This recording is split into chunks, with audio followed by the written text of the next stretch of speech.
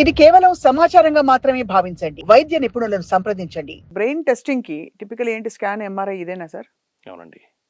ఆ ప్రాసెస్ కొంచెం cumbersome and టీడీయస్‌గా అనిపిస్తుంది కాబట్టి చాలామంది తొందరగా వెళ్లి బ్రెయిన్ పరీక్ష చేయించుకోరు. Actually it is not TDS. అంటే like everything else in the market, medical science and medical literature and of course investigations what we do, ఇవన్నీ కూడా ఇవాల్వ్ అవుతూ ఉంటాయి. ఒక టైంలో when the MRI first came, ఒకటే ఒక ఎంఆర్ఐ ఉండేది ఆల్ ఇన్స్టిట్యూట్ ఆఫ్ మెడికల్ సైన్సెస్లో, ఇంకోటి పీడీ హిందూజా ముంబైలో, ఎక్కడ లేదు కంట్రీలో. అలా ఉండేదన్నమాట ఒక పరిస్థితి. ఇప్పుడు వీధికి ఒక ఎంఆర్ఐ ఉంది. అదే. We all over a period of time. అప్పుడు దట్ డయాగ్నోస్టిక్ మొడాలిటీ ఎంఆర్ఐ చేయాలంటే గంట సేపు పట్టేది. పేషెంట్ కదలకూడదు, అసలు కొద్దిగా కూడా కదలకూడదు, కొంచెం ఎక్కువ ఊపిరి తీసుకున్నా సరిగ్గా రాదు. సో ఇట్లాంటి చాలా సమస్యలు ఉండేటివి. ఇప్పుడు అవన్నీ రెక్టిఫై అయిపోయి ఇప్పుడు typically any MRI can be done with in about 20 minutes.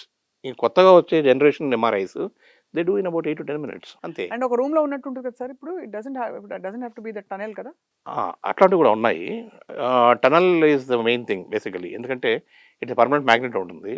ఆ టనల్ చాలా ఇంపార్టెంట్ యాక్చువల్గా. కొన్ని ఓపెన్ ఎంఆర్ఐస్ కూడా ఉన్నాయి, కానీ open MRIs will not have higher magnetic field ఉండదు. సో అవి అందుకే చాలాసార్లు మనకు information may not be that accurate. ఇప్పుడు ఇది బినైనా మాలిగ్నెంట్ అన్నది మీకు ఎంఆర్ఐలో తెలుస్తుందా లేక ఇది చేయాల్సి వస్తుందా ఏమన్నా? Biopsy. Most of the time benign and malignancy we can identify on MRI. ఎంఆర్ఐలో ఒక స్పెషల్ మోడాలిటీ ఉంది, దాన్ని స్పెక్ట్రోస్కోపీ అంటాం, ఎంఆర్ స్పెక్ట్రోస్కోపీ. ఎంఆర్ స్పెక్ట్రోస్కోపీలో మేము కొన్ని chemicals in the brain analyse చేస్తుంది అది.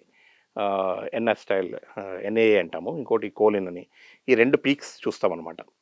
కోలిన్ అండ్ ఎన్ఏ పీక్స్ని బట్టి మనం ఇది మాలిగ్నెంట్ ట్యూమర్ కావచ్చు, ఇది బినైన్ ట్యూమర్ కావచ్చు అని చెప్తాం. It is something like biopsy without actually taking the biopsy. అది MR spectroscopy in higher and machines it's quite accurate also. So but exact what is అంటే ఈ particular tumour in the future what is going to happen, ఈ tumour ఏమవుతుంది next, పెరుగుతుందా, ఇలాగ స్టాటిక్గా ఉంటుందా, లేకపోతే పక్కకు స్ప్రెడ్ అయిపోతుందా అనేది that we cannot identify on this.